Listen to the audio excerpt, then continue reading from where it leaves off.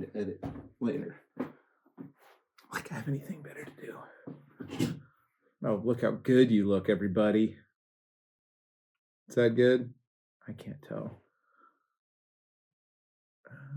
It's going to be close. It's going to be real close. Whatever, you can see it on this camera. Okay. Just going to get right into it. Not going to be like, let's talk about this game changer. It was invented by Blane Chocolate. Nobody cares. This is the fly. Okay. Craft fur changer. Can I hold it better? No, I can't. Ta-da. That's what it looks like. It's craft fur. Couple hooks. Couple spines. The key here is the body tubing, which is a real pain in my butt when I first started using it because I didn't know how. And there was no video on the entire internet that would show me the one trick, the one thing they don't want you to know. Seriously, the one easy trick that's like, oh, that's like they could just put it on the back instead of just this drawing of like, this is what it looks like with body tubing. They could just put the thing that makes you use it. So to do this guy, I'm using a Frankenstein of shanks because I ran out. So I've got like the next gen, which don't buy these anymore. Blane's got his own company, support him. Spawn fly fish, they're cool. Buy these two, but also buy Blane's, and then back to the other one of this. So it's a 10 for the tail, a 15, and then I kind of mixed the hooks up because I wanted them bigger. So a Gammarus size 1, which is a great hook. And then the front hook's going to be a Ahrex Trout Predator 4-aught. Pretty simple. I'm going to do some coloring. We're going to do some arts and crafts later with some markers. Trying to do like a rainbow trout fang. It's a rainbow trout fang. So here we go. 10 mil. I'll get there. Gonna just pop that guy in, kind of that triangle shape in the back. And obviously that's the best vise on the planet. Renzetti, shout out. First shout out of the day. He got it in there. It's just the best. People like Regals. That's fine. Tie with what you like to tie on. I don't like them. I would say I dislike them. They have game changer jaws that work great. These hold the spines just, come on, use your words, just good enough. This is going to be a long vid. I'm using the Veevus GSP thread 100 just in white. You can kind of reef on it, which you kind of sometimes have to with that body tubing to get it to stick. And then just you gotta do the brushable. And then I've said it a million times. I'll continue to say it with my mouth. When you take this top off the first time, get some chapstick, put it around that rim, and then when you screw it back on, it doesn't seal closed. Now, if it tips over, yeah, you're fucked. But Jason Osborne showed me that years ago. Got to give it credit. Then you're going to use filler flash. Just a little chunk, just a little piece. And then I cut like half of that off vertical. I want it pretty short. It's just like the world's tiniest shoulder. I can hear my dogs upstairs getting into something. Yep, that's them. As soon as I go downstairs, they're like, that bitch is gone for at least an hour. Let's really get in that planner. Rudy Jean's she's been getting in that planner. No matter how many newspapers I beat her with. No, I'm just kidding. But I do look at her disapprovingly. And I go, you bitch. Which is not derogatory because she is a dog. But she don't listen. She don't give two fucks. She's up in that planner right now. She likes to stand on it to look outside. Oh, I wonder what's out there today. The same shit that was out there yesterday. Gotta love dogs. So you can see it's just, can can I even speak of the words? Do I even need this? Probably not. It just gives it like just a little cushion. And then just kind of fold it back, whatever. It's pretty tiny. And I'll even be like, get out of there. Then a couple Hackles. David's been kind enough to stop by the shop and try to make me a type 2 diabetes, bringing a bunch of donuts every Saturday, but he also brings badass feathers. So many thanks, my man. I thought I had another color in here. Oh, I don't think. I know I did. There you are. You can do it however you want.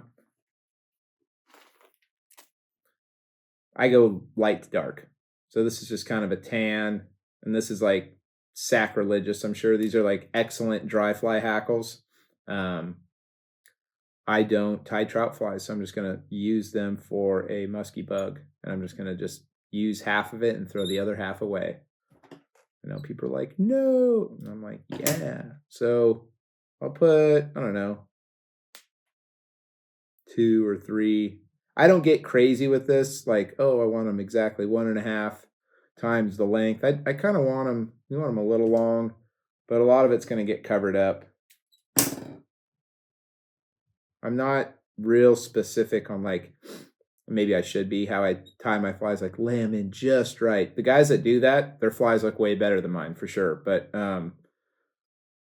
I cover up a lot of my ugliness with other materials. So I always fold them back and give them a couple turns because they do want to pull out. Smart. Then kind of like, I don't know, a grayish or whatever, white works fine too. God, these are really good. I should be using these for other flies, but I'm not gonna. Like, look at that. That's just money. And I'm just gonna use the tip and then toss it. Makes me a little sad.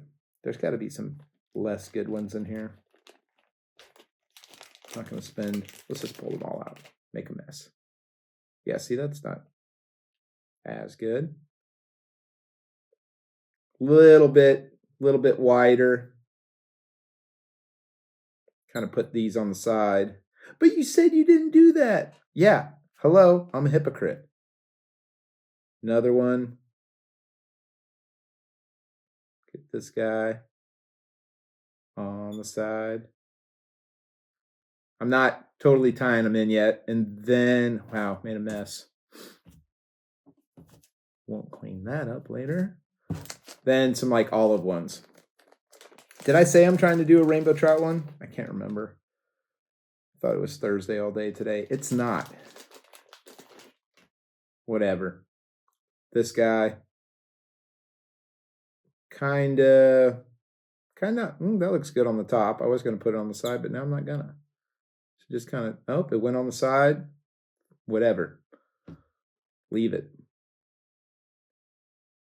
My buddy Zach, or maybe it was, no, it was Spencer. There's a guy in the shop and he was having problem making a decision. And I love this saying. I've heard my buddy Zach said it actually first too, was paralysis by analysis or something along those lines, which I am guilty of. You just overthink shit, and the fish probably don't care. Stuff drives you crazy. I used to do it a lot when I was making music, electronic music, not for the kids. And I'd work like 5 hours on a stupid kick, trying to EQ it and shit. Dumb. So look, that looks fine enough. It's got some feathers, a little whip, a little clip, and some Zap-A-Gap. Just kind of touch it, just a little, just Bob Ross it, just paint a little cloud. Okay.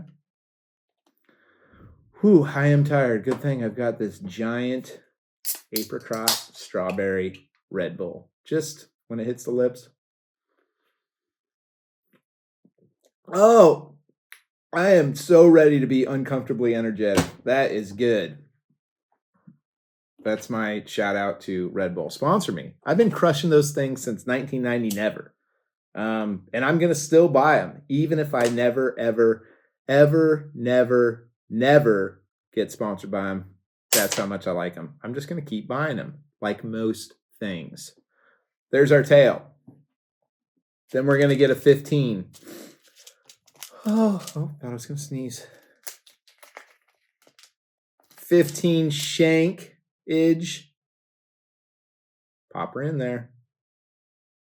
Pop that guy out. Yeah, that tail's good. Enough. Back in. Get in there. Don't do that.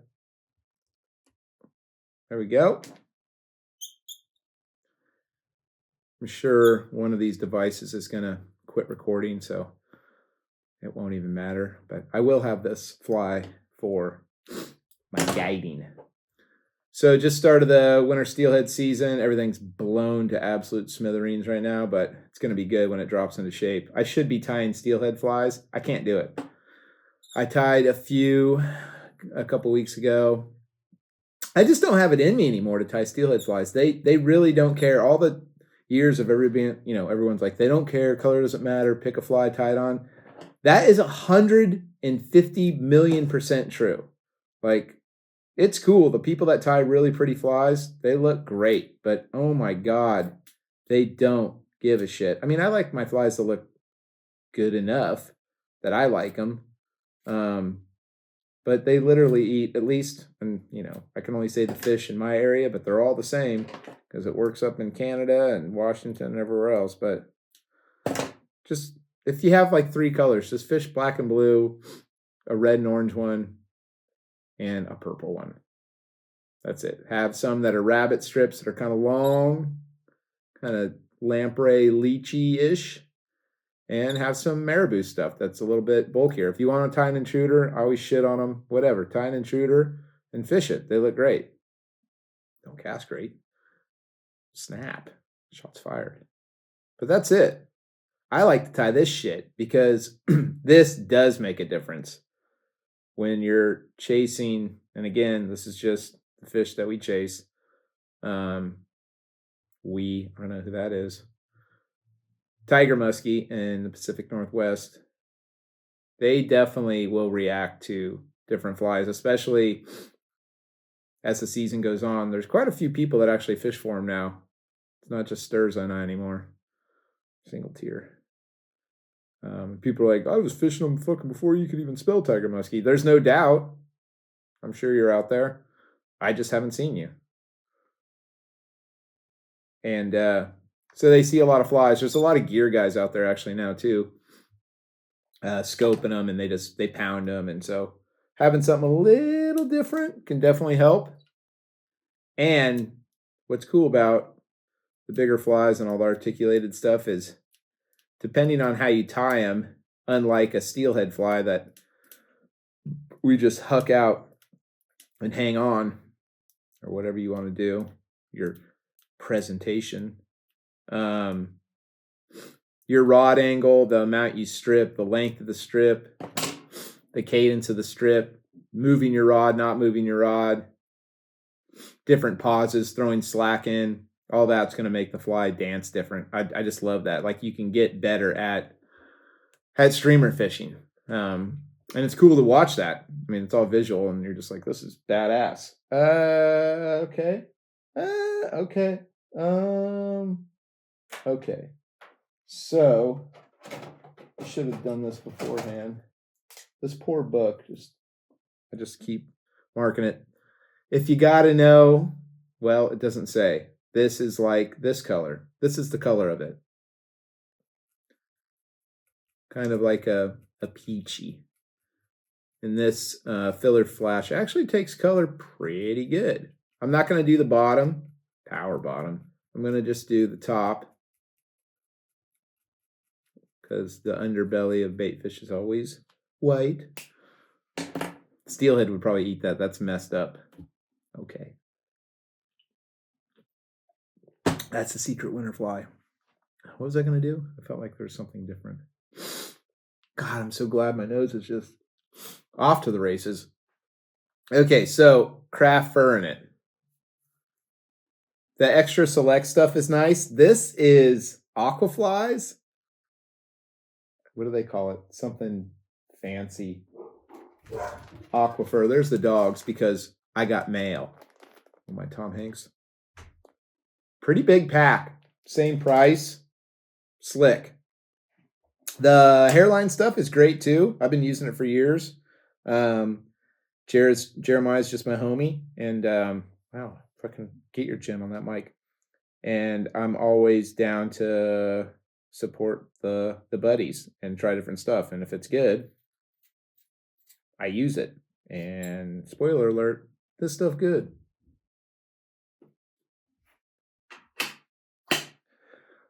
So here's a little tip. You got all this long stuff. Make some space. Clear some space. Grab the longest ones and just pull them out and set them to the side to be used at a later date. And like this stuff, you get all the under fur, you know, and you just pinch and pull it out. You could use a comb. I know my buddy Willie does with bucktail and stuff. I don't think it really matters with craft fur, and I don't care. This is the hard part, trying to make it short enough. Like a bunch of flies, I'm like, oh, that's pretty good. That's way too long. Like you just want it kind of covering, you know, into that tail, like about that much. Lose your scissors. Check. What? Donde saw scissors? Where am I? You're there. Gotta square it off. Great. Check it out. It's like, yeah, that's good. If you want to err on the side of longer, the cool thing about craft fur is, and you'll be seeing me do this a bunch, that's not the top, Eric. Or that is the top. God, I'm dumb. Is you can like break this stuff really easy. So you can adjust the length by just pinching on it after it's tied in and kind of adjust the length how you want. So I pull down pretty tight. Get your one of hundreds of pairs of scissors that are really, really tiny, skinny, sharp that can get in there. These are not sharp. They are skinny. Wow. Different pair? Anybody? Give me that. Give me. Different pair. Let's try these. Those are sharp. And then just kind of finish that guy out. You want it like on the sides a little bit. So if you get your thumb and you push down your fingernail and your thumb and kind of just rotate it around, that kind of solves that problem. That's that. And then aquifers. This is olive. Probably could have just looked at the color, not read it. Get a chunk. This stuff is furry. Okay, this is, why are you all up in my jam, man? This is a lot longer, I'm going to say, than the craft fur stuff. I might even use craft fur and save that long stuff because it's basically the same color. Olive's olive.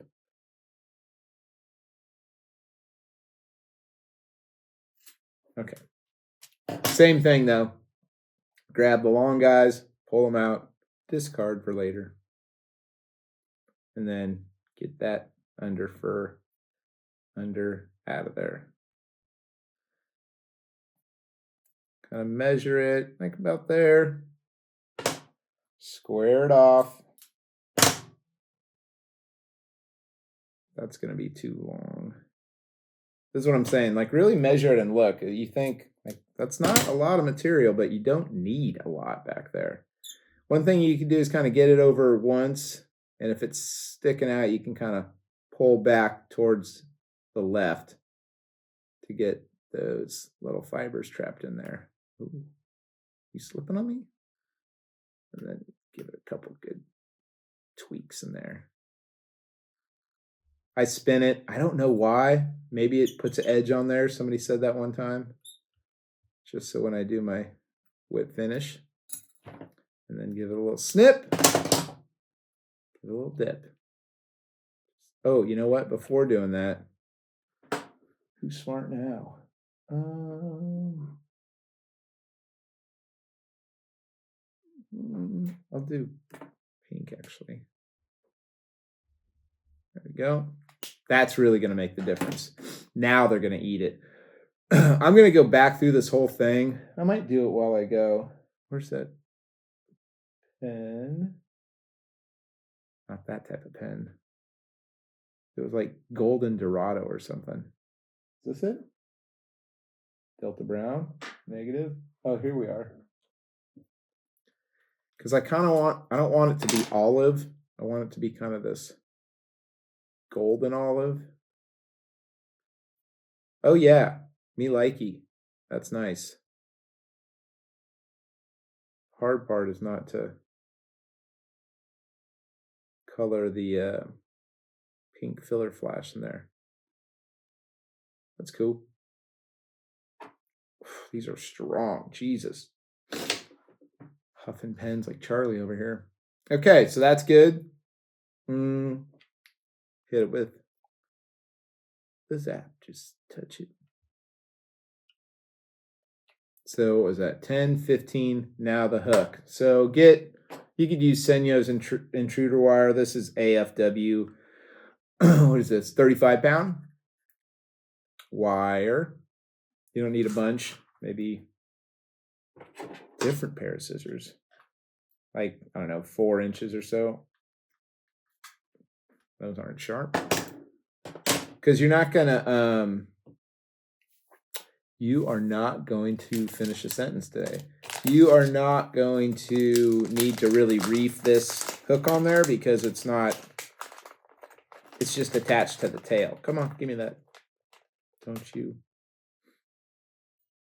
You know what I mean?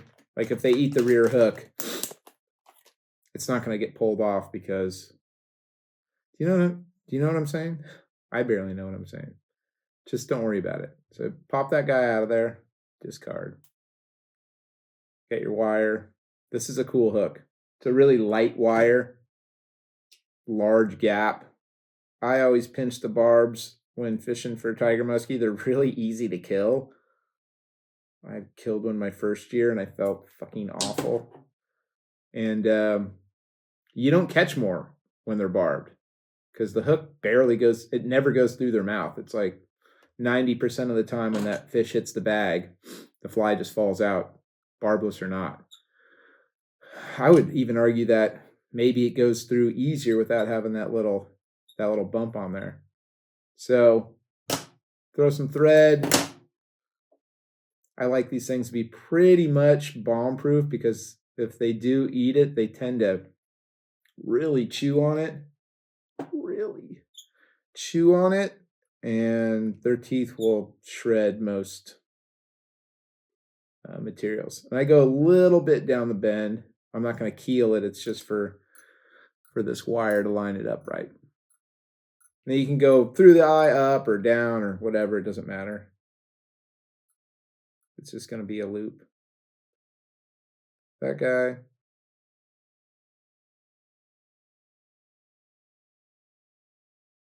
And like I said, I'm not going to fold it back. What I try to do is keep it right on top. For the most part, the front didn't really do that. And then I just go just past a little bit. And that usually lines it up straight with the hook. See how it's like, that's pretty good right there. And then you just got to mess with the size of the loop. Too big and it doesn't fish right. Too little, it doesn't have a lot of movement. On this connection, I would probably err on the side of too small of a loop because it's just this tiny tail back there.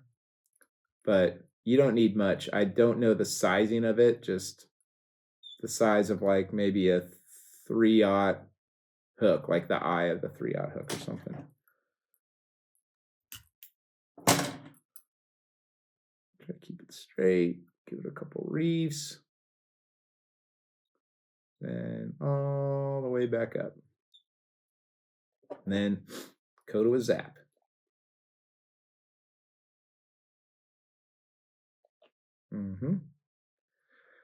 Just cooking right along.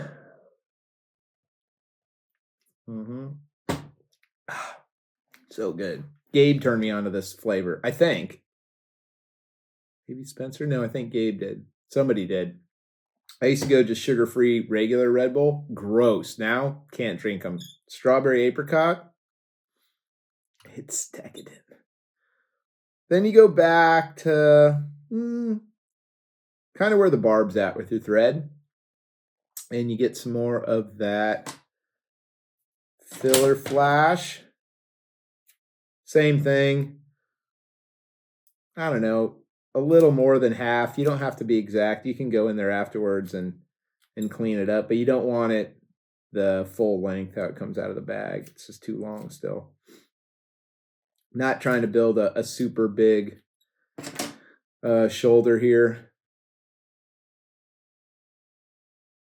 So tie her in and go about, I don't know, 2/3 the way up, 3/4 the way up. You're just going to leave yourself some room for some craft fur. This stuff doesn't palmer great, but especially when it hits all that Zap-A-Gap. But again, I'm not trying to make a giant shoulder. You just try to get the, all the fibers and stuff going the same way. If ones want to lay down or whatever, I don't worry about it. I just pull them back. Try to get the wraps pretty close. You don't have to have them on top of each other. You don't want that actually. But, just close. There's nothing really exact on this pattern. That's probably good until kind of later in the fly. The difference with the craft fur now is from now on, well, for most of it, it's going to be all reverse tied, which is just what it sounds like. Put it in backwards, flip it over, and reverse it. You can kind of get a brush. Sometimes wants to stick in that tacky Zap-A-Gap and just kind of breaks it free or whatever. That's about it. And brush it back. Get your little marker. Peach, pink, whatever. Don't really want it like hot pink. Just, some of those smolt and stalker trout just have like a little hue to them. And then aquifer. Sounds like I'm saying aquaphor. I'm not. It's 2 words. That guy, same thing. Long pieces, pinch them, pull them out, set them aside. That didn't work. Some of that under fur, or like most of it, you try to get out of there. We're starting to just make a little taper here. Square it off. Let's see. You want it about halfway to 3/4 covering the previous section. So you want those tips to be kind of like right there, So kind of measure correctly. Almost tied it on top again. Put the butts in there first. And wrap towards the back. And you can kind of do that same thing with your thumbnail. Just kind of moving it around. Don't get crazy. Just a couple of movements. You're not going to be there all day. Just Then I still think I'm going to use the craft fur because I don't need it super, super long. Sounds like I'm shitting all over craft fur now. It's good stuff. The extra select is good stuff. It's just this aquifer is crazy long. So get the long guys, pull them out, set them aside. Go. This guy.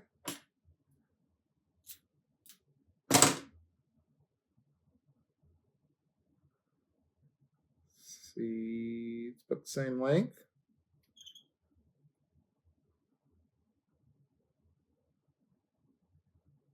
I don't know how many turns, however many you want. That looks good. Not 100.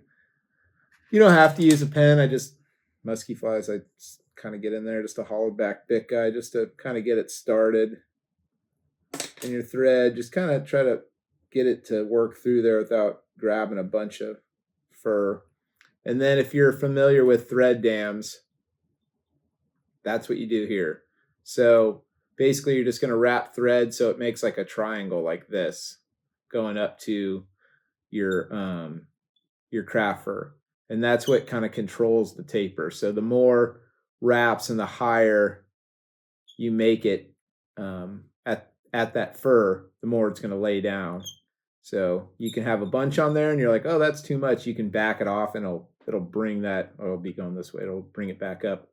I'm not trying to get it super high right now. So like that, I'll wrap pretty far back. And then to kind of thin out the diameter of that thread, because she's thick, spin it. That guy. And, oh, almost forgot again. Really, he's remembering. Okay. That marker, this is golden Dorado, so that one does at least have a name. Let's see.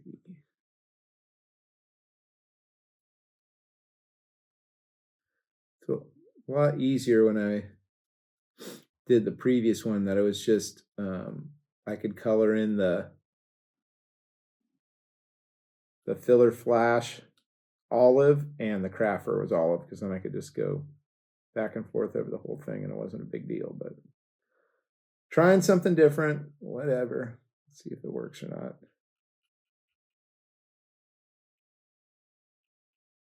I just like that color. If it bleeds into that kind of peachy stuff, so be it. Looks good though. Is that? Yeah, that's high test. That's high test.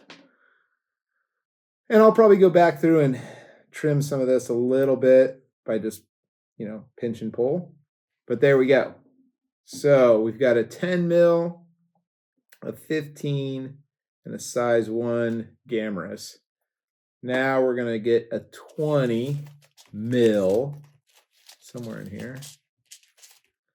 Correct. God, that fucking pen is potent, man. Jesus.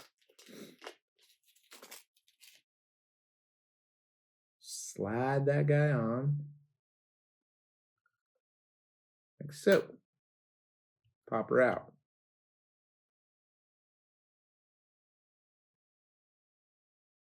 Yeah, I'm gonna have to do some work.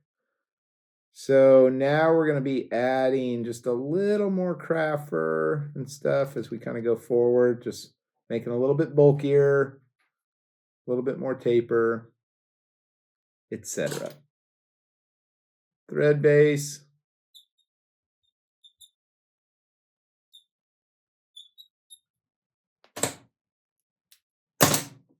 Zap. I go back over it again so stuff doesn't stick to it besides the thread. And then you want that filler flash to start pretty far back here. I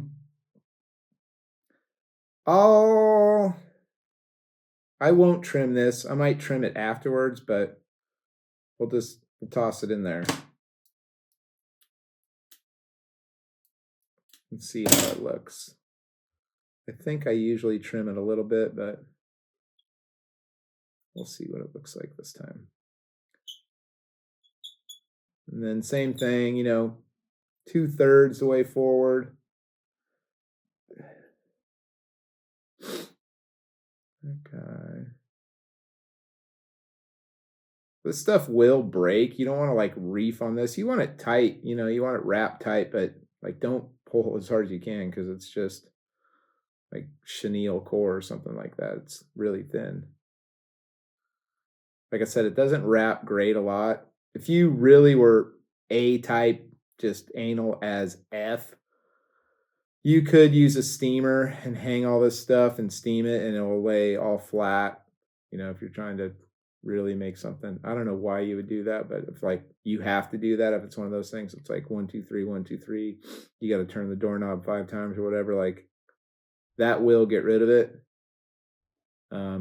Or you could just deal.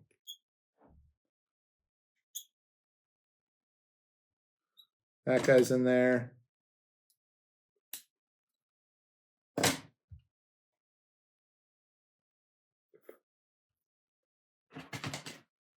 Let's see how long that is.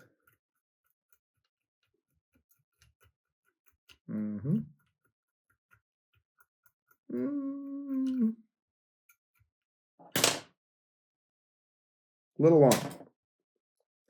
This is not going to be an exact science. I don't mind my stuff being like not exact. Just kind of, it's like flies, like the more they get beat up, you're like, damn, this thing looks better than it did when it was right out of the vise. I think like just some unevenness a lot of the time can make your fly look just a little fishier. Maybe not to people tying it on or whatever, but I don't get caught up in it. Like I said, a lot of the stuff gets covered up. So like, you know, you want a little bit bigger. That's not bad. Again, I could spend an hour on that. Not going to do it. God, let's forget to color that every time. Get that peach or whatever color you want to call this. Go get him, Rudy. She probably saw a leaf fall or something. Oh, now the big boy. Just go absolutely nuts up there, dogs. And they're just like, oh, I guess it wasn't anything. I guess go back to licking my balls and staring at the fucking window. That's right. I said that. Craft fur or aqua space fur. Gonna get a little bit more here. Probably just leave it on my leg. Nope, I don't want to. Get the long guys still. Pull them on out. Oh, good thing I threw my hooks right in my pile. Add them to your pile. Pull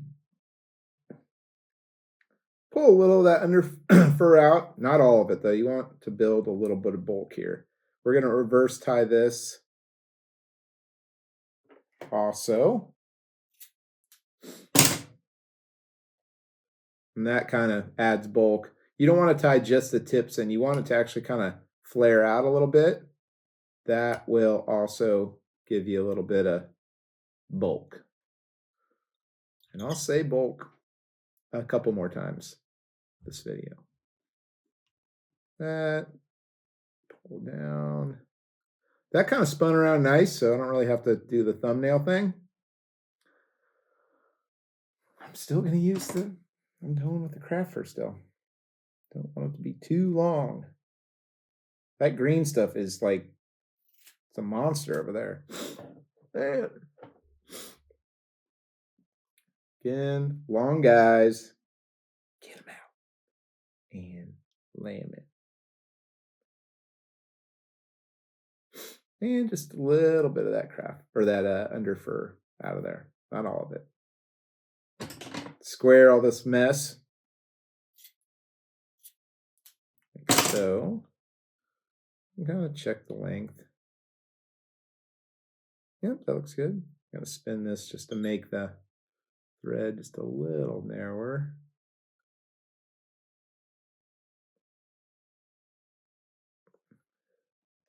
A little thumb work. That's good. Don't have to use a pen. Again, I just kind of like it to get stuff where I want to look at it.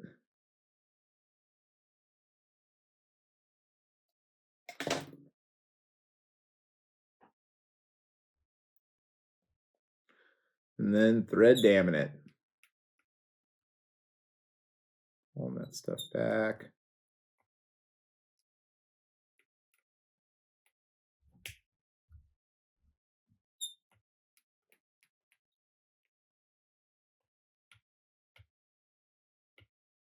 really doesn't want to get under there. There we go. Kind of poofy for my liking. So throw some more wraps.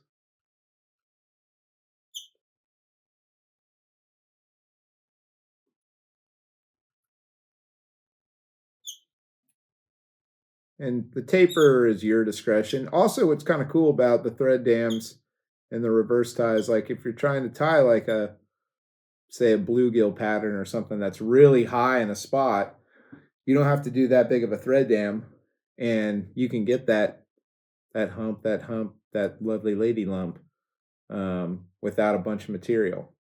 I'm just going to leave it like that. It's a little big, but that'll also lay down, and also I'm running out of room. That's the real reason.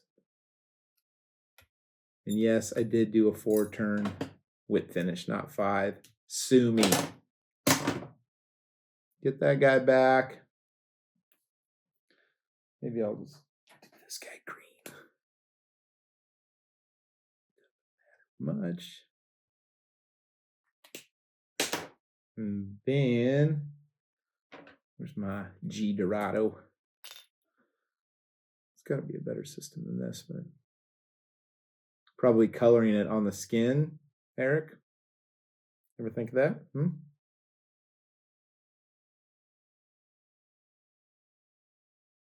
This is working fine enough. Like I said, it's okay if some of it's still olive. Kind of wanted that golden olive. And I'm not even saying that's the color of Trout. I just saw the color in Blane's book and I was like, that looks sick. So that's what I'm doing. So clearly that's too long, right? But once this kind of dries a little bit, I'll show you how I kind of go back through and fix it. So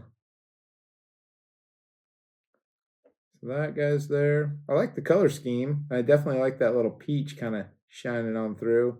But you know what? Getting a little tired. You know what? There we go.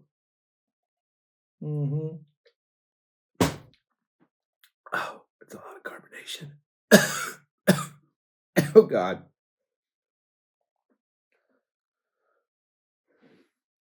What am I doing? 25. So we did a 20 mil. Now, maybe not now. Soon.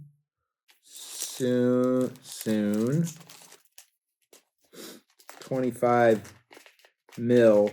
That's people in the biz say 4 millimeter. Trust me. I know what that looks like. Pop that in there. Come on. Don't do that. Yeah, that's way long. But that's okay. That's the beauty of craft fur. You don't need to be super exact, and it will still look good. People are like, dang, you got the proportions perfect. You're like, just right out of the box, too. Didn't have to do anything. Spin to win. A little bit of that. Super glue. Zap-a-gap. Is this what I do? Body tubing? I can't remember. One on here. I don't even know how to tie this thing. Yeah. 1 here and then 2 up there. That's right. Okay. Is it flashing there? I could just look at the book. It's right there. But I'm not gonna.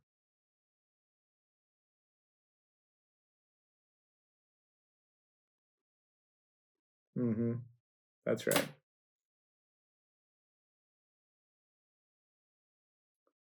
So, more filler flash. This one, definitely not going to cut. Except for right there. I'm not going to make it shorter, though. If you're wondering what I'm doing here, I'm just cutting a little bit off of it so it has a tag in so it's easier to tie in. Not necessary. I guess it could, lean to a slightly cleaner tie, but probably not. And then we start wrapping. That's not working. Already fucked right out the gate. Perfect, perfect. Yes, do that. But you know what? I'm just going to keep wrapping it. It's getting all stuck in the Zap-A-Gap. Don't care. It's twisting this way. Don't care. Just going to keep holding it back because I'm going to get my brush. I'm going to break it all loose. I'm not going to worry about it. I'm just real relaxed these days. Just chilling, tying these flies. What the? So that's looking worse than I'd hoped. Whatever. One more. There we go. Tie that hot mess off. Cut that mess out. And then just try to fix it. Like most things in my life. Create hot mess. Try to fix. Rinse and repeat. See? Nobody's the wiser. Man, how do you get that filler flash to just palmer so good? I don't. I'm not a fucking magician. But I do own a $6 dubbing brush. Shout out Loon. Oh, second shout out of the video series. See? Everything's fine. It's going to be fine. It's going to be just fine. This is the part that really blows. So just give it a couple half hitches. Actually, don't do that. Well, if you did, whatever. Put a little thread down. Okay? Maybe, I don't know, that much. I don't know. I've never built anything. It can't be like, oh, about 4 centimeters. I don't know. It's like a quarter of an inch maybe or something long. Just a little bit of thread that I can put some super glue on to get it to stick for that that body tubing that's coming up. That's the real mofo. So let's not zap it just yet.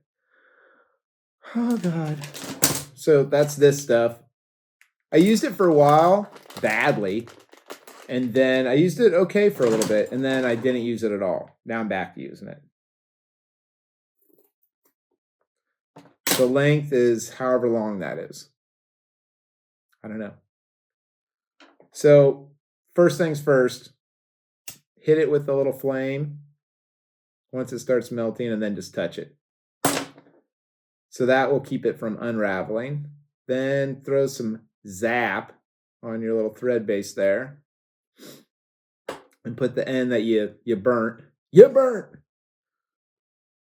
over that guy all the way up. It's not going to like be a tight fit. That's why the super glue's there. You kind of push on it. And then this is kind of a you kind of got to be able to see in here, but those little ridges right there, if you put the thread on the filler flash side occasionally and then like kind of cross wrap over it, it won't slide down the body tubing. See, if I start to tie it here, see how it slides? Don't want that. So I'll kind of get it right in front. And this kind of stringy GSP, it's like fishing for gar with a rope fly. It just gets caught in all those little notches. Then I'll kind of wrap it around this tag end just so that doesn't slip. A couple little more. And then I'll kind of pull, but not super hard. I mean, pretty hard, but I'll probably break this thread now. Kind of like figure 8 it right at the end. That allows you to get that tie-in point like really close to the filler flash, and that's what you want. Because what would happen with me, probably maybe somebody else, I don't know, even with GSP that's not as slick as it is, it would slide down here and your dam would be here and you got filler flash way back here and you're like, this is the worst. Let's see. I think I can keep it on there. I forget now. So I'm going to just touch that with a little bit of zap. I think I can keep the thread on there. I forget. Let's see if I push it all the way back. I think I can. So this is the other part. This is a little long. Maybe we'll just do a little. Whatever. When you light this, you're gonna light it like a lighter, and as soon as it kind of starts to melt, you're gonna get it and push it back so it flares out like this. And the reason for that, let's see if I can do it. You kind of want it to be straight, but whatever. Get it melting, and then come on, get it to flare, to open up. There's one little guy over there. That helps. This is the problem I had. When you pull it back, it wouldn't roll over this stuff because the opening, this side, wasn't wide enough to go over this stuff, right? Which is the main problem. The other thing is no one says, hey, why don't you go ahead and just pop that out of your vise? Instead, I'm going to fist fuck this thing until my eyeballs pop out of my head. So it's like, just go ahead and just take it out. Oh, wow, this is so much easier once my thread quits being a bitch. Now I can just pull it all the way back over those fibers. Again, stuff that should be in the manual. See how it's all the way back there? Then you kind of just softly push it forward, holding on to the fibers so they don't get pulled with it. A little bit's fine. It's like you're going to have to baby this stuff a little bit. There's your filler flash. And we're back. Right? Then you find your little spine. Pop her back in there. Lock it in. And we're back. See how easy that was? So now we're lined up, right? Okay, same thing. Get it as far back as you can without going onto that filler flash. That's how you make it look good. You make it do good long time, okay? Make sure it's all the way caught around it. You're going to have to see how hard you have to pull on that to really make it stick. And you want to go around like 3 or 4 times. So as you're doing these half hitches, it doesn't slip either. And then douse it with more super glue. Always more super glue. And then cut that guy off. Okay. Maybe a little. I don't want to throw it into that super glue that I put down there. Do want to pop it back up from smashing it with that body tubing. And there you go. The fly's done. You're welcome. So you got your little trumpet here, whatever. Probably fish that. It's like a little weird popper. But just push it on back. And it's going to make a nice little cone. What I do is I kind of squeeze the sides to make it taller. I don't really care about it being bulbous. Love that word. So I'll squeeze it a little bit, push it back. So now that filler flash has still got a little taper. It's still up there, but it's not getting completely smashed. And we got our little, almost said dental dam, body tubing right there. And then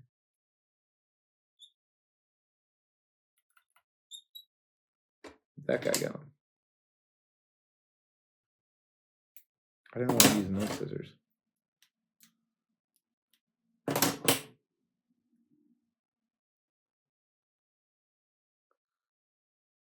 There we go.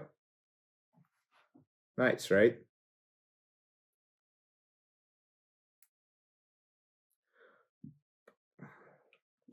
It's going to make it go up, up.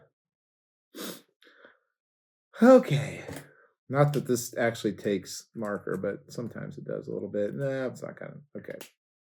You don't need to put filler flash here. You could if you wanted to, but actually don't, because it's not going to look right. So just go ahead and grab craft fur. A little bit more, a little going with that taper. Making it thicker. And here, let's see. I mean, you could still pull out some of the longest ones. Set them aside. Just a little bit of that under fur get out of there, but not much. And then just, square that like so. Flip it, prop it.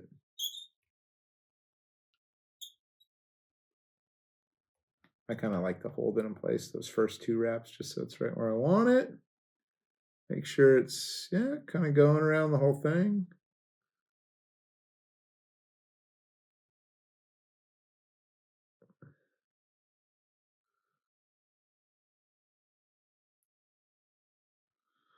Maybe just the tiniest little thing. Tap a gap so it doesn't want to spin. That was more than a tiny amount. Okay. Then still going with craft fur. A little bit more of a chunk.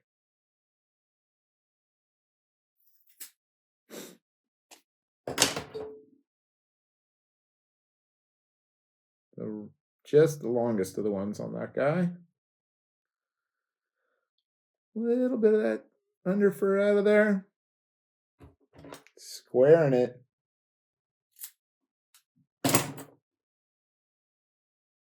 Propping it. Kind of checking our lengths. That looks good. Spin. Ooh, she wants to get off. Wants to be moving, don't she? That's fine. Like that, huh? Just move it back a little bit.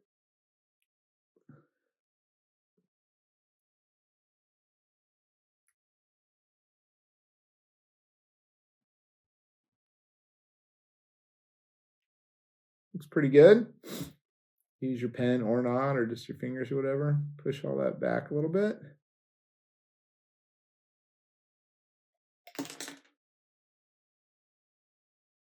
Definitely some more under fur under there.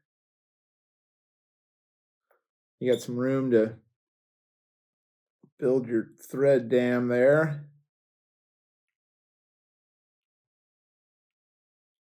This one may take some wraps. Again, we are trying to get a pretty good taper, a little bit larger than what we've been doing. So might not have to be as large as you think you're going to need. And that's the cool thing about these is you haven't really thrown any super glue on there, so you can just back it off if you need to. But that body tubing holds a pretty good taper. So I just don't really overdo it. It's like, that looks good. Okay, well then I'm gonna whip it. That maybe I'll do green again. Oh, that's right. I didn't have any filler flash, but my pink's gone now. That's unfortunate. Nice, and I just knocked over my Zappa Gap. What am I gonna do? This does not want to take color. Did not think about that. I wonder if I could put like a piece of paper in there. Oh, that would dissolve, Eric. That's what happens to paper in water. It is unfortunate. That's gonna bother the shit out of me. I guess it's taken a little bit. I'll be here for a week doing this, but you know what? It's not that bad. Gotta go against the grain. The problem is if you put filler flash in here with it, it takes up the room up against the body tubing, so you don't get as good of a a shoulder because the body tube or the crafter is then up against filler flash. Actually, yeah, that stuff takes it just fine. It's not as good as a synthetic, but oh man, that stuff is burning my eyeballs, I'll tell you that. I just want a little color in there. We're okay. Everything's fine. Then the golden Dorado.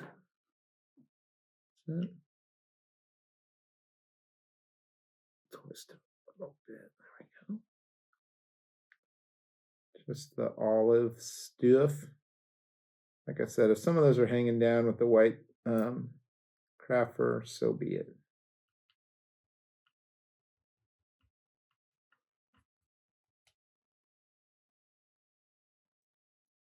Getting all arts and craftsy. But it does kind of give it that kind of, if you've seen that Sculpting olive marabou color or whatever. I don't think they make that color in craft fur. Or if they do, I haven't seen it. So if you know if they do, drop a comment, please. And not just to drop one to get that subscriber up. I don't even know if this is going on YouTube. This might just go on Instagram. But just to help me out, tell me where I can get that color so I don't have to do this bullshit. There we go. She's coming right along. Does she look good? Not really, but she's going to. She's all witch hairy and shit like that. Shit's everywhere. But the magic of craft fur. We're going to be able to make this thing so nice. You'll name it twice. It's going to be the couscous of game changers. That pen is strong. That's not FDA.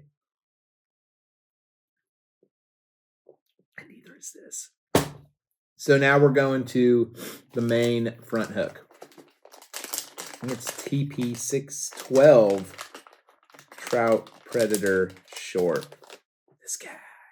This is a great tiger muskie hook. Short shank, thin wire, but won't bend out. Not too thick that it won't penetrate. And tough and sharp, which is you want. And then I just pinch down that barb for my buddies. Clients are like, oh, it's a good idea. I don't want to hook myself. I was like, I don't care about that. It's for the fish, not you. Cast better. I'm just kidding. They're pretty good casters. Now they're good. You have to be good. Otherwise, you can't get the fly out there.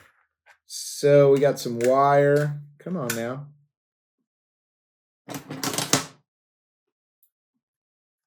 I've had these scissors. I'll talk about these scissors again. I don't even know if they're Dr. Slick or they might just be like Hairline Company for like 10 years.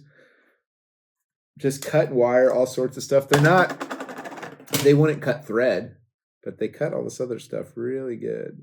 It's kind of a weird nick. Don't love that. Whatever. They'll eat it now. Did I put Zap Cap on there?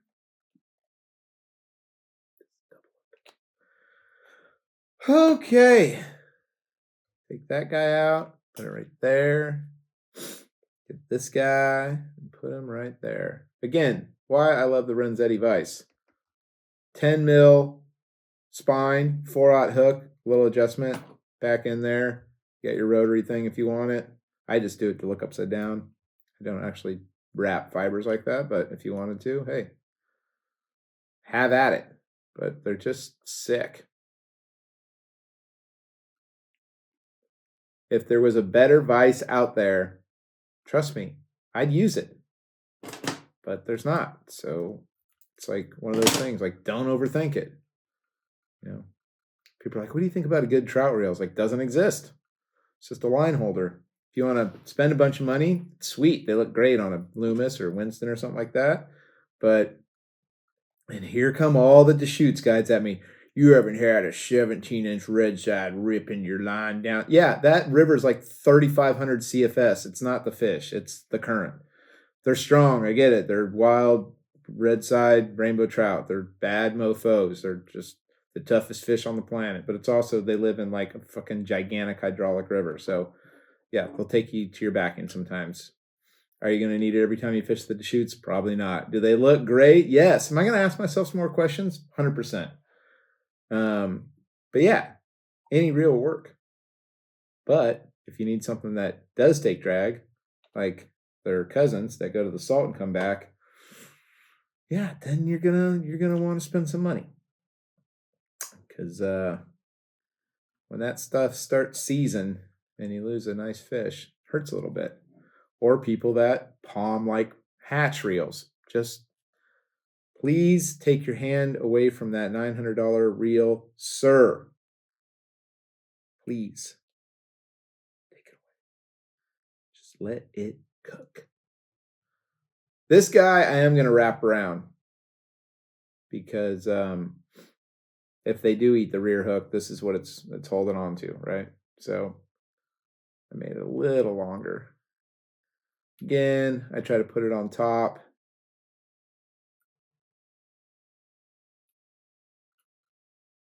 Just past where it starts to bend is usually a good point. Now you can kind of get your loop. This one, you kind of want to err on it being a little bigger. Like when you first start tying these. Don't do that.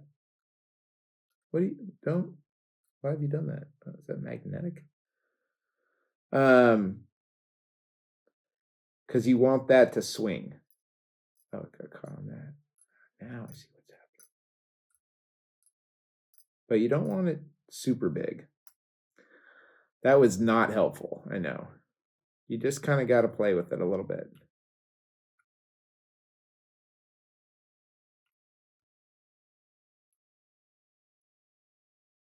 I don't know if you could even see that, but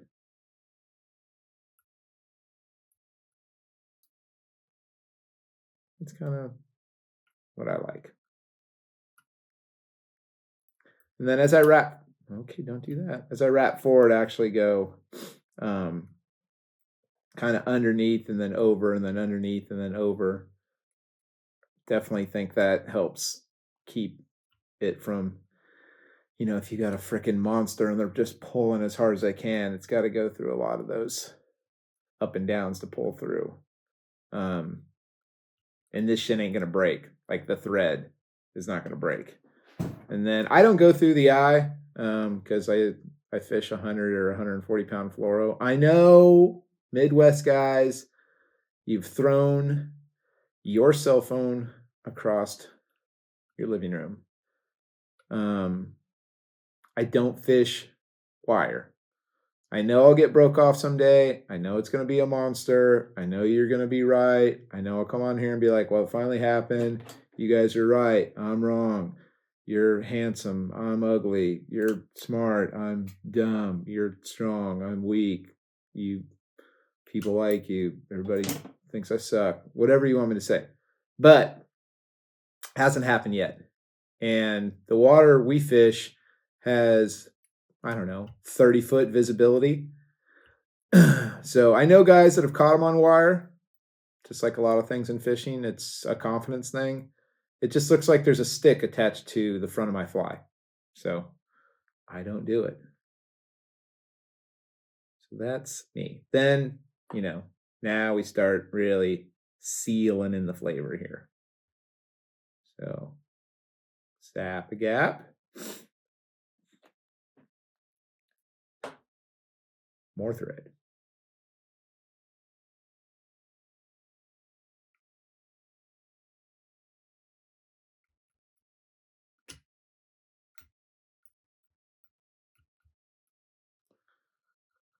And then some UV cure. Really get those chemicals burning and cooking and fuming all up in my nostrils, plus the Red Bull and the permanent marker. Man, why is this guy so stupid? Spoiler alert, people. This ain't helping. That guy, old school moonlight. I got a friend, she's a dental hygienist, and she's like, you've got to stop looking at that blue light. I was like, why? It's aimed at the at the hook, and it's just a UV cure. She's like, we use those every day, and we have to wear like special goggles because that stuff will fry your eyeballs. Well, it's too late, okay? It's been too many hours, so I'm not like, that did hurt. She probably knew something. I gotta hold that one. First gen. Okay, so pretty good. That shouldn't be going anywhere. And that hook she's sharp. She just wants to get caught on everything. Okay. Really? You gonna do that to me? Whew. Okay. Now we're going back. Just past, like just behind the barb there. Gonna make kind of a little thread thing. Not too much, but just a little one. And more body tubing. Wait, is that right? I can't remember. Yeah. Yes. Good thing. I'm gonna tie this one tonight, so good practice. And then just, cook it. Throw a bunch of shit on there. Slide her on. I'm gonna pinch it where you want it. Spin it. And then, like I said, try to just find those little edges, kind of figurating the very end of it. And then you can kind of go right in front of it.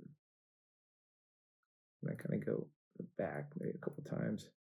This just helps it from sliding. Couple half hitches. Man, I just had a flashback to my first fly that I tied. Well, I tried dabbling when I was like 10 or whatever. I had that little kit. It didn't take. I don't know. Didn't take. But when I, tied my first marabou tube or something like that, I thought it was so good. And I was like naming it. This is how dumb I was back then. I was just like, I'm calling this one the Diablo. It was red and black. And it was a marabou tube, and it was real bad. And then, you tie a second one and you're like, oh my God, this one's so much better, and so on and so forth. And, fast forward, whatever, 17 years or how long it's been since I tied. That's why I don't name stuff, because I'll probably look back when I'm 60, if I'm still alive, my back, probably not. And I'll be like, cool name.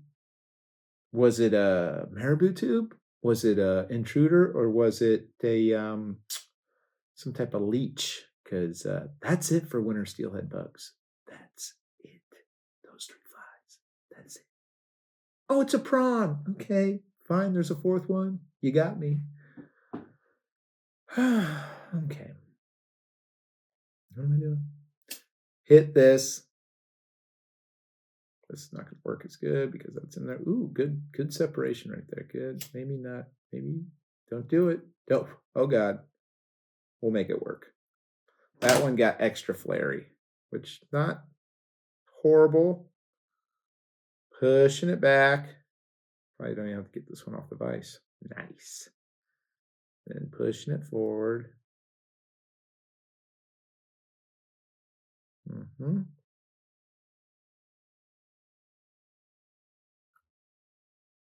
Okay. Thread. And see, I kind of go over it and behind it, and then try to grab a little bit more of it,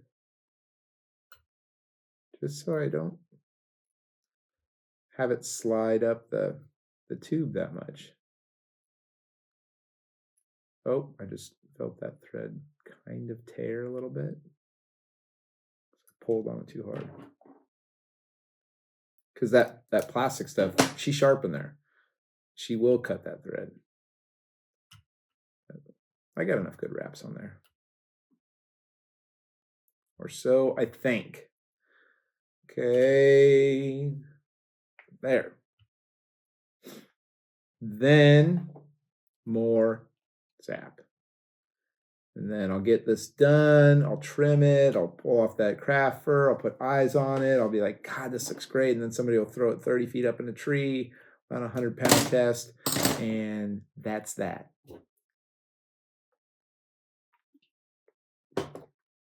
Yeah, there is a box of tiger musky flies. There's no B. There's just straight D box. And depending on where those flies end up the first hour, it might be like, you know what? That doesn't look like they're eating that one. Let me see that fly just real quick. Yeah. Throw this black clump of dump. And they will eat that. It just looks so stupid. Zach hates it. I hate it. Colby hates it. Everybody hates it. But it worked. That looks pretty good. Threading it. Little bit of zap. So little different shoulder here. I think it's called Baitfish Emulator. It looks like, I don't have the package here, sorry. But it's like, it's long, right? And it's kind of on like a different core. I cut like, I don't know, a 1/4 inch off of that. It's a little too long, but the filler flash isn't long enough. I don't know.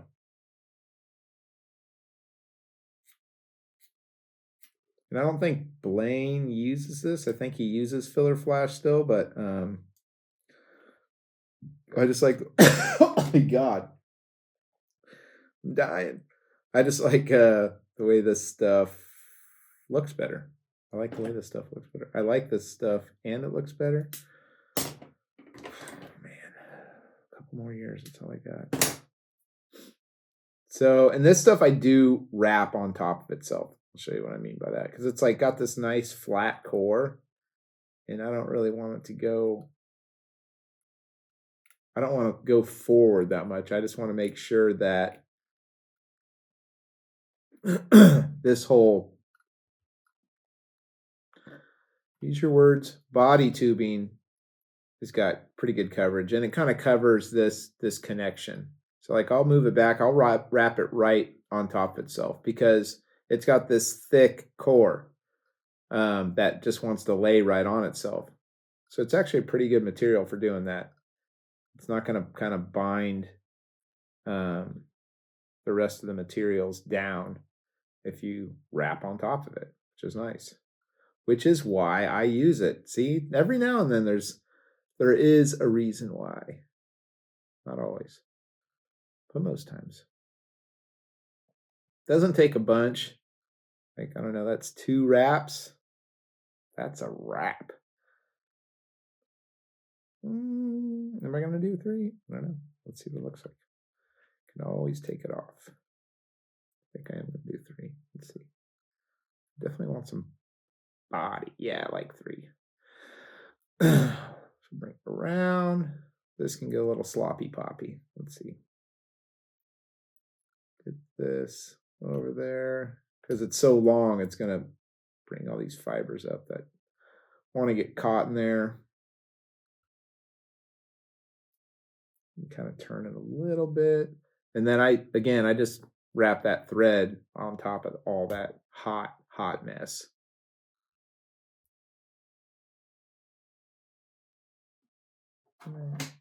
Skinny scissors. Get in there as close as you can. Then you kind of brush all that back, and like I said, like a lot of stuff, I'm gonna hide it, a lot of that mess with thread. So there we go. Let's brush that out a little bit. Just a little brush. Come on, brush, don't fail me now. Oh, thread, don't do that. So, oh God. Yeah, as far as length goes on that, as that comes back, yeah, it's going to be like this is going to get shortened to about right here. And this is going to go to right there. So that's good. Get to coloring. All the peaches. All the teaches of peaches. Great album. Okay. Liking it. Liking it. Not liking that.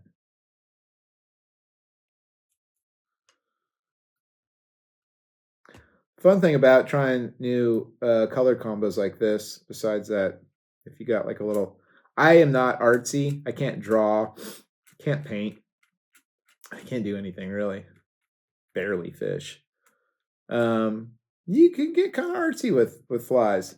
The downside is you spend all this time and then a single fish won't eat this fly. And it's like, fuck, looks so good to me. But you're gonna have a lot of failures as a guide until you figure out what works. So if you're not failing, you're probably not trying enough shit. That looks okay. Or it doesn't. Okay, now we're gonna start. Oh my god, more Red Bull, please. Gonna need I think some of those longer fibers. So another fairly big clump. Like I said, you can always thin this stuff out afterwards. God, the ones in his book look so much better than this hot mess here. But again, we'll fix it. We got it. So I didn't pull any of the long fibers out. But I'm going to add a little clump of them from my pile to the left there, right? And we're going to flip it. And we're going to kind of... What are you doing over there? Oh, look at it. Looks good. Cut it. He says to not reverse tie it here. I'm gonna. I just like the way, I like that little poof right there. Again, you can do whatever you want. Probably do it the way Blane does since it's his fly. I've tied enough of them and I want to reverse tie it. Get it on the sides there a bit. That side's good. Okay.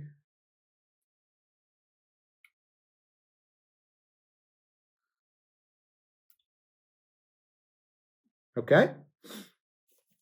Now I'm going to use the aqua fur. And this guy.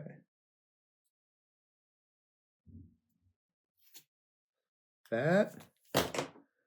Gonna pull out just a little bit of that under fur. And then I'm gonna add some of these long guys that I placed over here. Like so. And you could get all nerdy and get a hair stacker and get them exactly long and stuff like that if you want to. I think if you've made it this far in the video, you know I don't care. That's why mine doesn't look as good as Blane's. Pop it on there, measure it. Yeah, it looks close enough. Spin to win.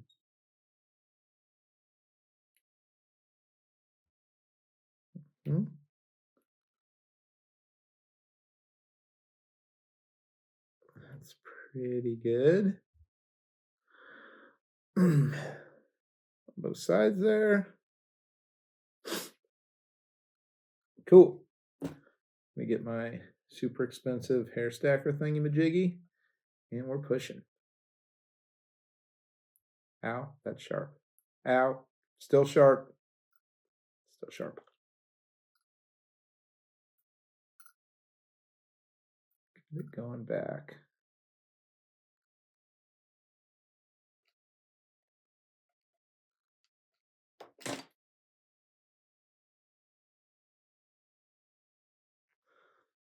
I don't know. Looks pretty good. Looks pretty good. At first I was like, doesn't it? Then kind of the same thing, right? Building that thread dam, having your thread go like that. So kind of starting here, more wraps towards the craft fur, put quite a few of them right up to it. If you feel it sliding down, just allow it and kind of tighten it up at the bottom. You know, you don't want them super tight up here, but you do want them tight. If you pull down super hard sometimes, like if you're up here and you reef down, it'll slide it down. You can also spin your thread to put an edge on it. That will help. Bingo bango. Not too shabby. Again, if you plan this out and you get all your craft for exactly how you want it, it's going to look a lot cleaner of a taper. I just tend to get it kind of where I want, and then I'll show you what I do. Just spend like 40 minutes just kind of tinkering with it. But that looks good enough. Just not going to stay up there, are you? Okay, whatever. You don't have to. Another piece of body tubing. So, just a little bit of thread, because we're going to put Zap-A-Gap there. So it just kind of soaks into and has that body tubing as something to kind of lock into. Just kind of dose it. Body tubing. Something like that. See ya. That guy. Light it up. Touch. Slider.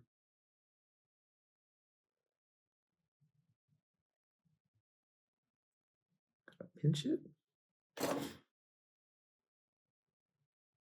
Again, I go in front of the body tubing at first. Just try to get that thread to just grip some of those teethy edges of where you burned it. And then you can kind of wrap in front. And it allows it, or it doesn't allow it to slide down that tubing. It kind of just holds it there.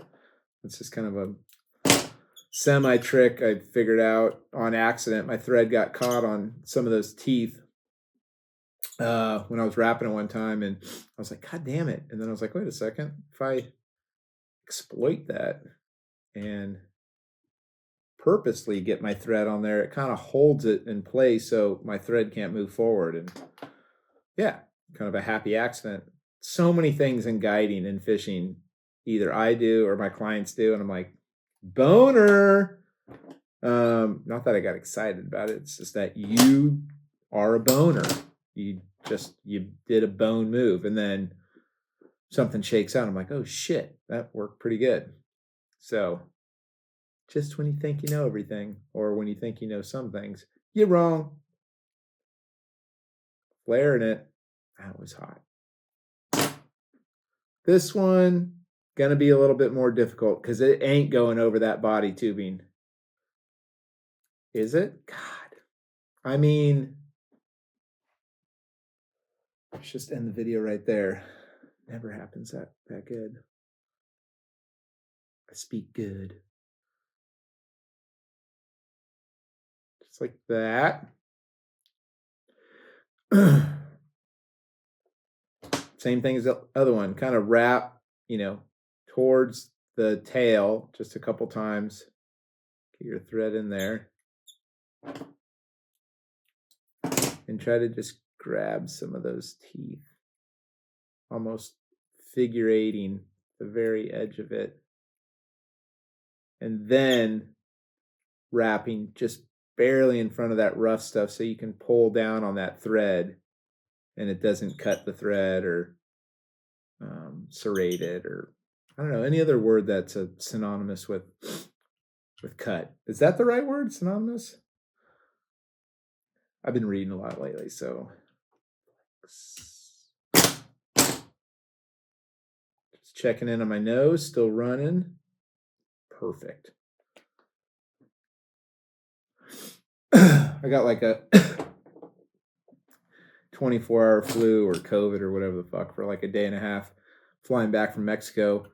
Could it have been the 25,000 babies on that flight just blowing ass and screaming and crying and slinging snot everywhere? Yeah. I'm going to go ahead and say that's what it was. They're gross, and I still hate them. Get this tubing, push it on back. Push it real good. Fuck, man. I'm gonna fish the shit out of this thing. Glad I did this. This is my whole day. I'm 45, and that was my whole, what is it, Friday?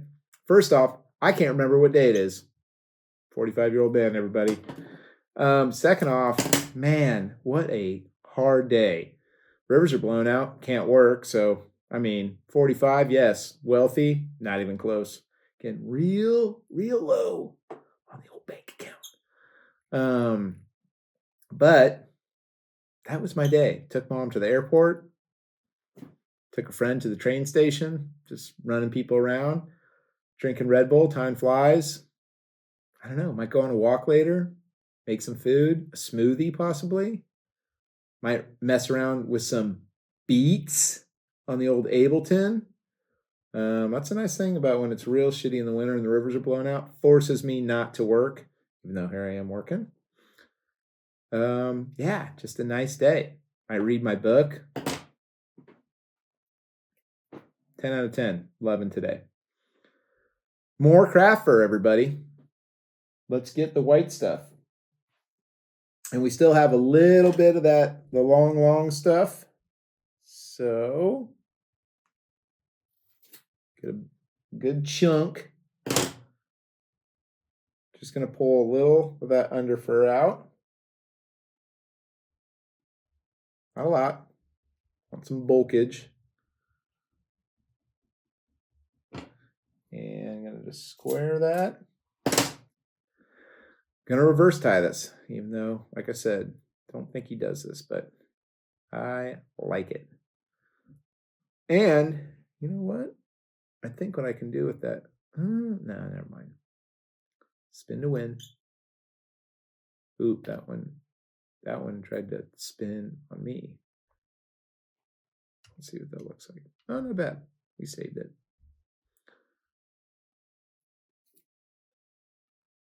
Stuff is pretty user-friendly as far as like a material goes for tying. Like, moves around good, ties in good. You can adjust it a little bit if you need to. This, that, the other thing, whatever.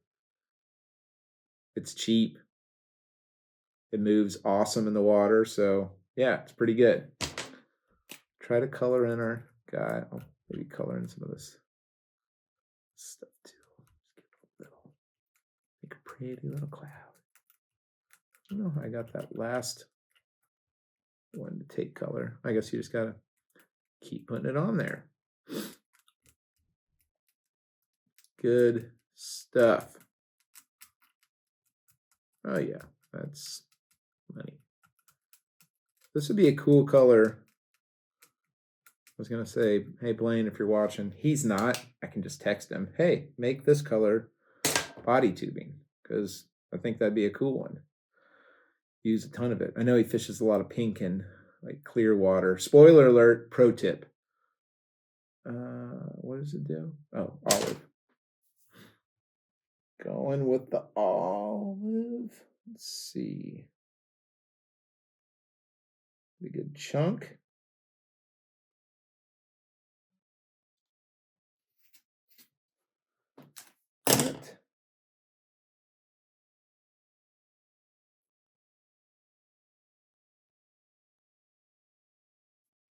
And then, yeah, grabbing the last kind of long fibers there. That worked out. Usually I have to cut more, or I have leftover ones or whatever. So sometimes it works out. What's going on here?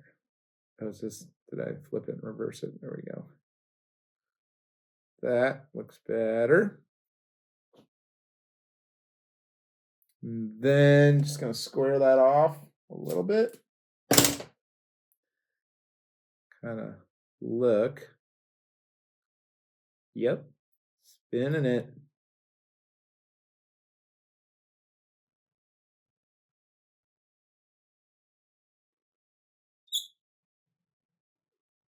Good stuff. Then just, yeah, push that stuff back. Try not to hook yourself.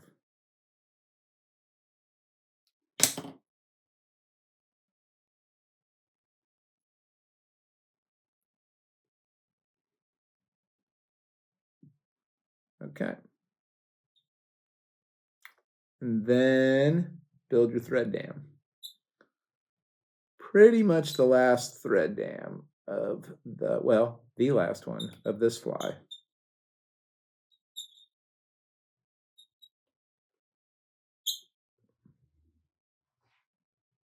I don't make that big a one because I want it to be pretty large and in charge, which it is. You could throw some rubber legs in at the moment. Rainbow trout. I thought I had some laying around. I guess I'll just throw these in. These are just kind of gray and white barred. You could throw like 4, 6, 8, however many you want. This is going to be somewhere in that neighborhood. There's one short one though. Come here. Is there a short one in there? Whatever. And just pop them on the side. And you don't want it to go into that hinge. So, shorten it up however you have to, and you can trim them afterwards too. Just kind of put them on the side.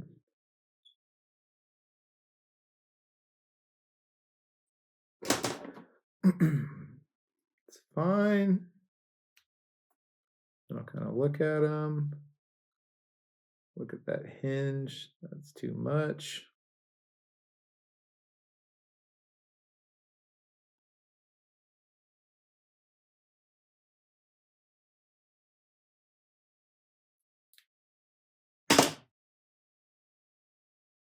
That's good.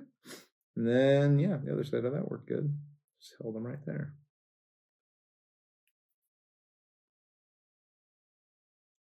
Toss those guys in.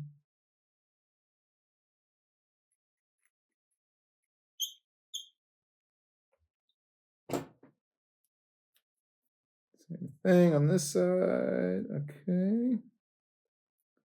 Just a little trim.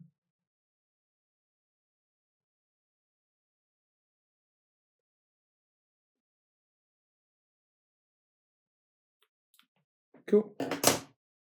And then a sculpting brush, which I don't think I have out here because I used the last of it, but I do have an entire fly shop down here, so just a 2-inch sculpting brush in, I'm guessing, white.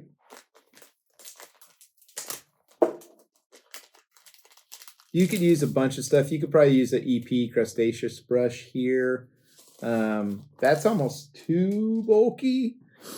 And I'm trying to keep this somewhat light.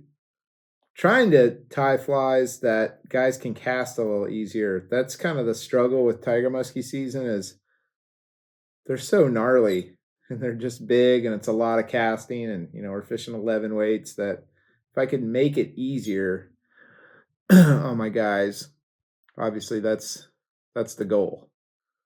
Not that this is a small fly by any means, but and craft fur does hold water, so it's going to be heavy, but using that body tubing, you can get a bigger profile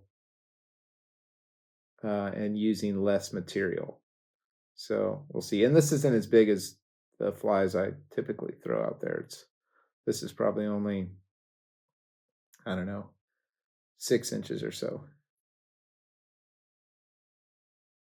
which seems to be a pretty good size. I hear a lot of people online, they're like, I can never get the tigers to eat the big stuff. I'm like, are you throwing it? Like, oh, I mean, I try it for a little bit, and I was like, yeah, just keep throwing it. I promise you that they will eat it. The first 2 I ever hooked by myself, which I don't suggest going by yourself, at least not trying to run a boat and net one and fight one, was like on a 14-inch T-bone, because all I knew about muskie were like pures, and I was seeing all Blane and Will and stuff, and they're throwing just giant shit. And I had tied this just massive, maybe it was 12, but it was huge, way bigger than anything I throw now. T-bone on like a 6/0 as the hook, and in fire tiger. So, I mean, it was red, orange, yellow, chartreuse, green, black, flash. I mean, it was godly.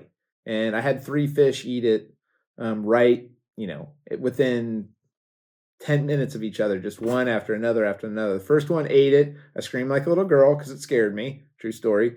Dropped my rod. Then, proceeded to curse myself for about 20 minutes. And then was like, oh, well, blew it. Way to go, sissy boy. And then another one came out of nowhere, smashed it. It kind of startled me, but I trout set. Way to go. Nice going. And then I was real mad at myself. And then I was like, all right, I'm just going to try to, focus and be ready. And I was kind of anticipating it happen. Why? 3 fish in an hour. But sure as shit, same bank. One came out of nowhere, crushed it, actually strip set. Yeah, it wasn't huge, smaller than the other 2, of course. But I'm kind of glad because my trolling motor decided to shit out on me and not respond to the fob. So it drove me directly into the bank. The fish went under the boat. My other rod got caught on my net. Almost broke my rod. It was not fun. But long story long, it ate a giant fly in bright ass sun that you could see from space. So I kind of think that at least our fish out here, the tigers, they have that pike in them. So they're dumb. They're a lot more aggressive than the pure strains. They're not as temperamental, at least in my experience, which is a little bit, but not none. And I feel like they're a lot like winter steelhead, meaning you just got to find the right one, and they're going to eat pretty much anything. I've seen them eat a wide variety of colors, shapes, and sizes. A lot of my guys, I take tiger muskie fishing the last couple of years. There's like a core group of maybe like 15. They're stupid for it. I mean, they like it as much as I do. It's fun, but we're there to crush. And by crush, I mean our souls and our bodies. And they tie a lot of their own flies. We're working as a team the whole time. They're, as much as I'm cheerleading them and, trying to keep their spirits up, same with me. I mean, those fish wreck me, and they're like, come on, man, we could do it. One more bank. I'm like, fuck it. Let's go. Like, pull that up. Let's go to another bank. Got to keep your guys' spirits up. Sometimes even, clients help me out with that. Like, it's over. This sucks. They're not going. They're like, man. I'll be like, you know what? You're right. Let's go. Or, I'm like, hey, eat these, 8 to leave and drink this Red Bull. I'm like, one more bank. A lot of fish over the years. I'm checking with my guys. Hey, how you doing? They're like, dude, I'm toast. I'm like, you got like 10 more casts. There's one more bank. They're like, all right, my arm's already torqued. Then you get a fish. So again, long story, even longer, just, and the flies don't even have to move. I mean, I've seen them eat like giant clousers essentially, but yeah, just tie stuff that you like and fish it. For my money, if I'm going to have a fish eat, and a lot of it is visual, right at the boat, or, you can see your fly and you see that fish come out, having that serpentine or glide bait side to side or erratic game changer, or, just big pushes of water or kind of jigging bulldog stuff style flies that you can create, when they eat that, it's definitely more aggressive than like kind of those one hook flies. Now they've crushed those for sure too, but those are almost like a lighter eat. Like they come up and just kind of suck it in, where the bigger, more obnoxious stuff that's just moving and it's got rattles and all sorts of stuff. Like, I don't even know if it's a feeding response. It's almost like that thing pisses them off because like they hit it, they crush it. And it's like, that was the dopamine dump I've been looking for. And then the hook doesn't stick, and then your soul's crushed, and you and myself will fall to the bottom of the boat, cursing our lives, many gods, the day, and then get back up and do that same shit again. So that's it. That's that sculpting brush. Really pack it in there.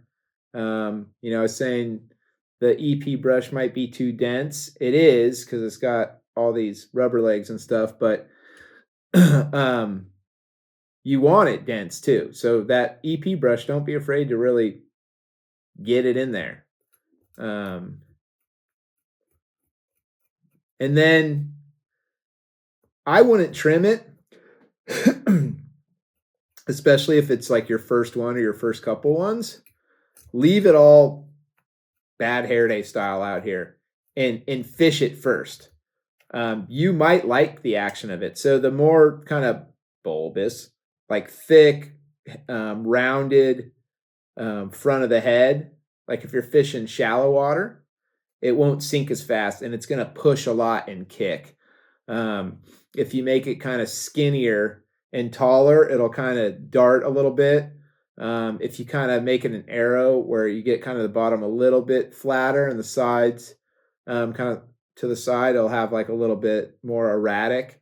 And then if you just kind of get a 45 all the way around, that's usually what I start for. You can kind of do a bunch of different strips to make it do a bunch of different actions.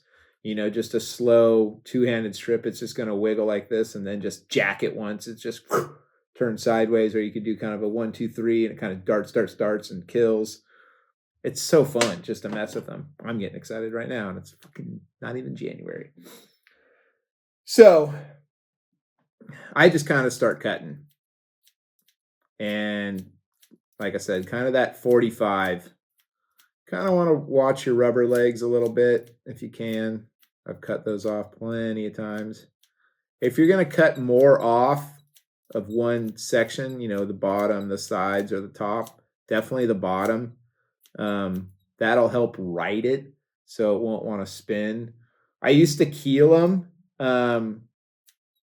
I still do some of them. I like the action of them unkeeled. It's more erratic.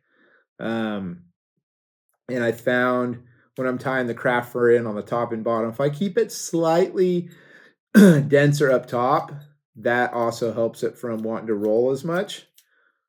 I just like that completely unweighted. I mean, it's got weight because it's got all the shanks in there, right? But I just like the way it looks without any kind of keel or anything. Now, that being said, I do have some that I will, but that's typically like a spot fly. Like I know there's a log that's 4 or 5 feet, you know, at a break or under the water that those fish will sit next to, and you can't really see it, or you can't see the fish that's on there, and it just helps it get down a little bit more. I don't fish them in moving water, so it's not about having that fly stay down. It's just about getting down to that fish's kill zone. Because a lot of times they don't want to move. Probably do a talk on them eventually, but they have like this, you know, you find the right fish. I've seen them move like 15, 20 feet before. But like if you throw the fly and it lands anywhere 5 feet or closer to that fish, almost always they won't eat it. Now, I know somebody will come on here and be like, I threw it, it landed on top of his head, it ate it. Yeah, I had a guy throw one all the way to the shore 2 years ago. As soon as it landed, a fish cartwheeled out of the water with it. I think it like spooked it or something, or I don't know. But that's happened once in 6 seasons. And you get to see their reactions a lot. They want to be sneaky. And then you start to learn like the fish that want to eat. The ones that are like laid up, completely not moving, not big eaters. The ones that are slowly cruising right off the bank, I don't see a lot of those, but those ones are active. Obviously, they're swimming around. I think they're looking for something.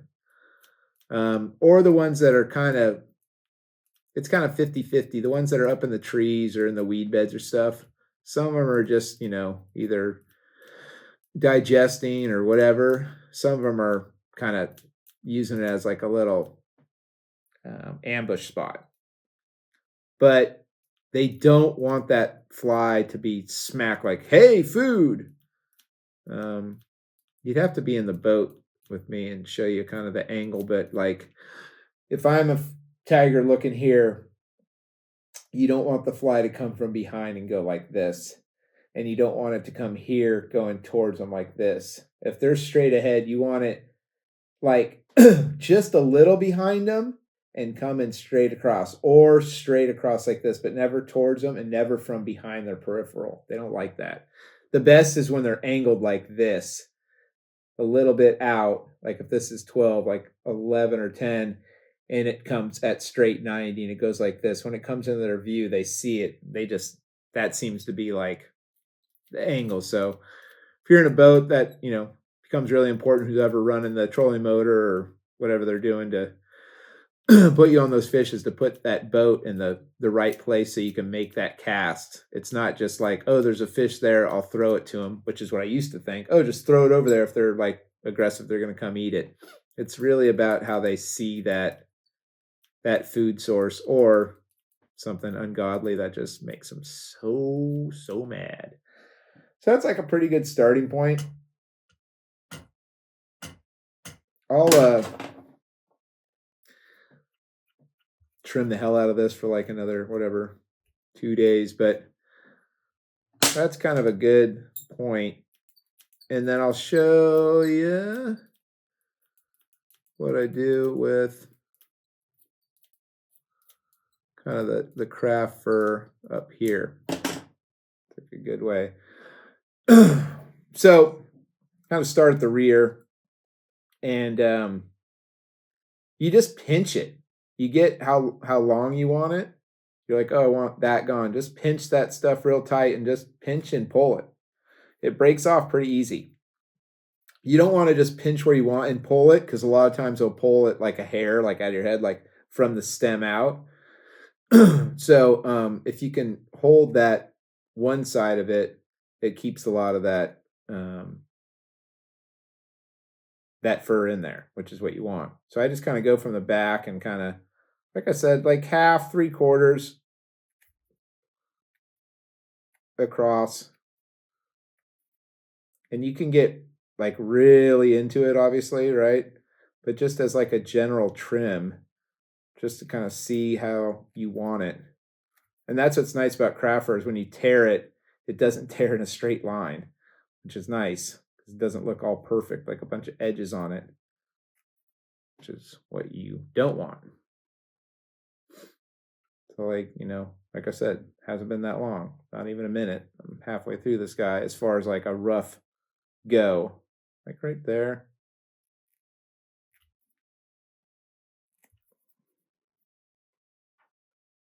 I'm realizing I didn't marker these, but that's fine. I can just grab a marker and mark them.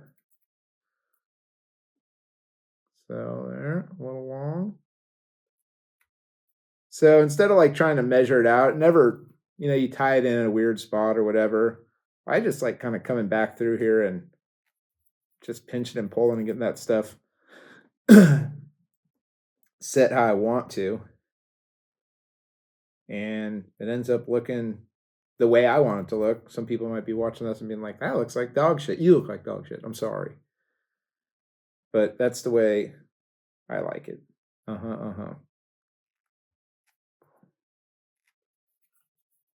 Okay.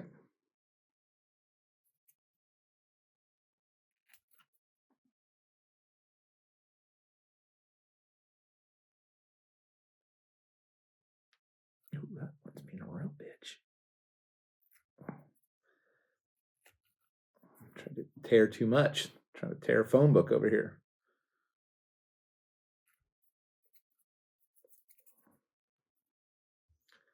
And the side's a little long. That. Still kind of long.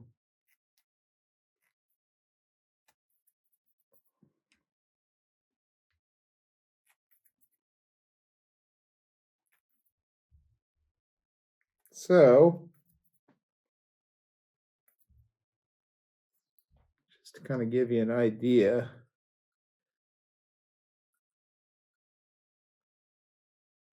is you want it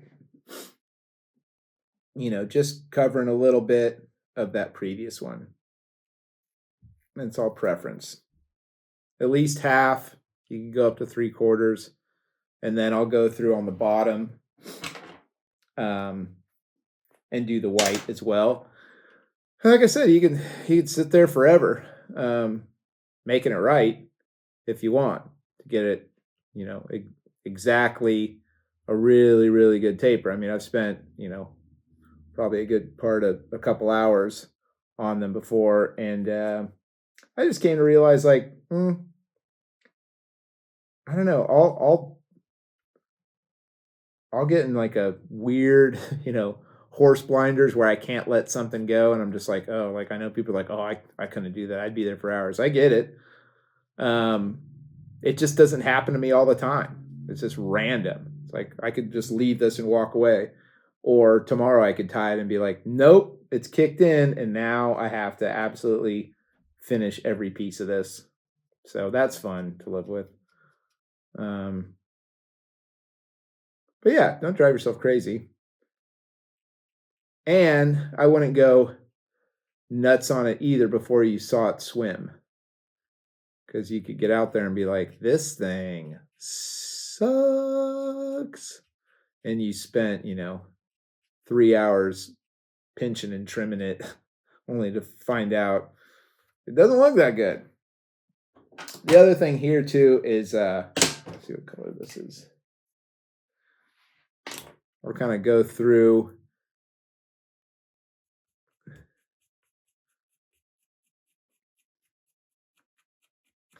I started with a lighter, look at me talking all artsy, a lighter green. If I need to make it more olive, I'd like to make it the same color, but I don't want to make it too dark. I don't know how these pens are going to take. Like if I try to make it dark olive and then I go through with that golden Dorado, I don't know if it's going to make that same color.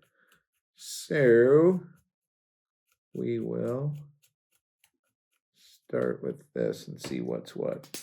But honestly, pretty happy. And I'll stick some eyes on here. I don't always do that. I kind of been doing it more lately. I went through a weird period where I was convinced they weren't eating, like they never ate the fly with eyes. It was always the fly that didn't have eyes. I was like, what in the, it's like, this is so dumb. Why are they eating the one that doesn't have eyes? It doesn't look like fish have eyes. And that's when I started to think like, oh, these fish are like winter steelhead. Like they're not looking at it like, oh, that looks exactly like what I eat or whatever. They're just eating it, you know. It's movement. They see some cool movement. They're like, oh, I'm gonna eat that. Like that fire tiger fish. Like there's nothing that looks like a bright ass red, orange, you know, yellow, green, chartreuse, black, flash, hackles coming off the back thing in that lake. You know, it's just doesn't exist. Coming along. God, that looks sick, actually. I'm really liking that. So once I get right with, oh, that's a little leg that's long, with the underbelly white, she'll be pretty much good to go. So I'm sure I'll post a finished photo up on the gram, all for the gram, baby. But she's gonna catch something, probably a fisherman's ear. Dang, that looks sick. When she's trimmed up, she's gonna be a little more streamlined. Pop an eye on there. That's it, the craft fur changer. I'm gonna tie it up for Friday Night Flies tonight. Every Friday we do a live IG tying. It's gonna suck because I started this at 2.5 hours ago, and it's only an hour. Maybe it was an hour and a half ago. I don't know. Yeah, so I'll probably be adding some stuff. I just noticed on my IG that 6 people subscribed to my page. I didn't know that was a thing. Yeah, they're paying big bucks. It's 99 cents a month. I'm probably going to do like a video like this once a month. I feel like I need to give back to those people because I'm not doing anything for it. I didn't even realize that was really a thing. So anyways, if you have $1 to spare, I'll buy more materials and tie this shit. Anyways, that's all I got. I'm tired.